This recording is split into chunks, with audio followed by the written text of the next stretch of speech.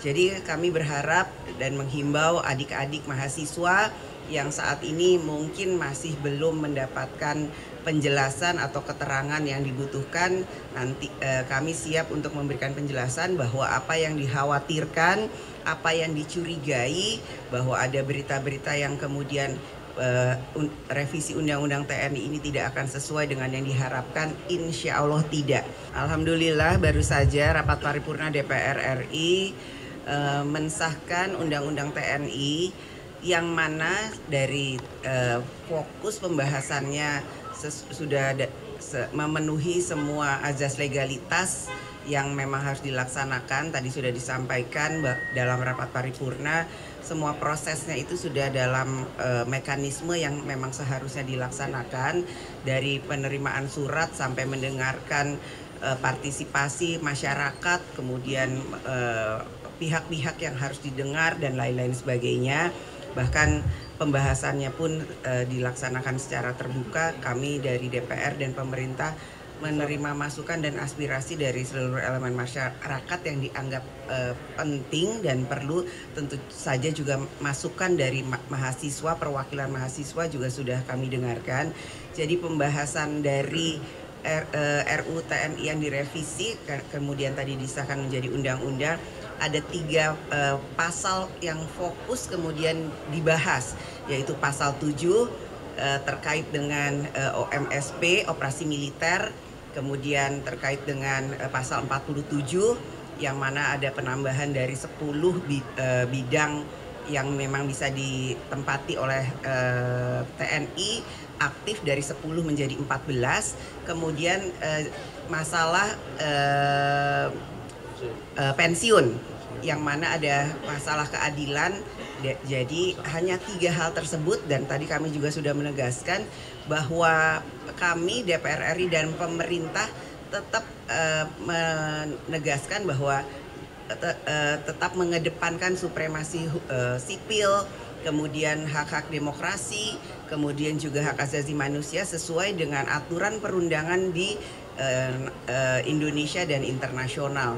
Jadi kami berharap dan menghimbau adik-adik mahasiswa yang saat ini mungkin masih belum mendapatkan penjelasan atau keterangan yang dibutuhkan, nanti kami siap untuk memberikan penjelasan bahwa apa yang dikhawatirkan, apa yang dicurigai, bahwa ada berita-berita yang kemudian revisi Undang-Undang TNI ini tidak akan sesuai dengan yang diharapkan, insya Allah tidak. Dan kami juga berharap bahwa revisi Undang-Undang TNI yang kemudian tadi sudah disahkan adalah nantinya ke depan akan bisa bermanfaat bagi pembangunan bangsa dan negara. Ini menjadi kritik dari pembahasan RUU TNI adalah pembahasannya yang dilakukan secara tertutup, Mbak Puan. Dalam artian sampai saat ini draftnya belum ada yang menerima, draft yang sudah disahkan dan diketuk palu hari ini belum ada yang menerima, dan semalam juga sempat ada pertemuan tertutup antara Komisi 1 dengan Menteri Hukum dan pemerintah lainnya. Nah, ini yang menjadi kritik adalah pembahasan yang secara tertutup. Ini bagaimana, Mbak Puan? Setelah disahkan, tentu saja nanti akan kami berikan apa yang sudah akan diputuskan. Tapi tadi yang seperti saya sampaikan, 3 hal yang kemudian menjadi perbincangan atau kemudian hal-hal yang kemudian diisukan, dicurigai tidak seperti yang diharapkan, insya Allah tidak akan terjadi. Mbak Puan, kemarin Pak, Koalisi Masyarakat Sipil juga mengkhawatirkan TNI bisa ikut mengawasi jalannya demo nanti setelah undang-undang ini berlaku. Nah, dari DPR memastikan itu tidak ada, nanti bisa dicek, tidak ada. Kita tetap mengedepankan supremasi sipil. Ini kan karena publikasi agenda-agenda rapat ini tidak terpublikasi, baik itu juga kepada wartawan karena dadakan dan tertutup. Itu alasannya kenapa ya, Mbak? Dalam pembahasan selalu ada media, dan setelah keluar dari ruangan, Panja selalu memberikan penjelasan apa saja yang sudah dibahas.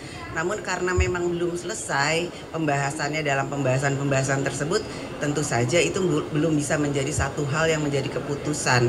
Jadi hari ini karena memang sudah diputuskan antara DPR RI dan pemerintah, ini menjadi satu keputusan yang memang sudah disepakati. Nanti silakan dilihat.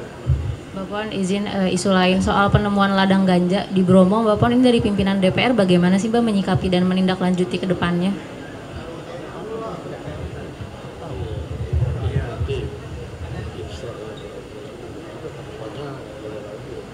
Ya, terkait dengan hal itu, karena memang ini baru ditemukan, harusnya hal itu tidak boleh terjadi dan saya minta kepada aparat penegak hukum untuk menyelidiki, menindaklanjuti dan membongkar dari mana dan kenapa itu bisa terjadi.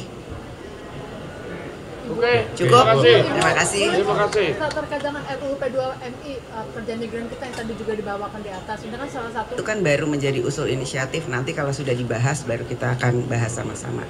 Masalahnya Lebaran, Bu.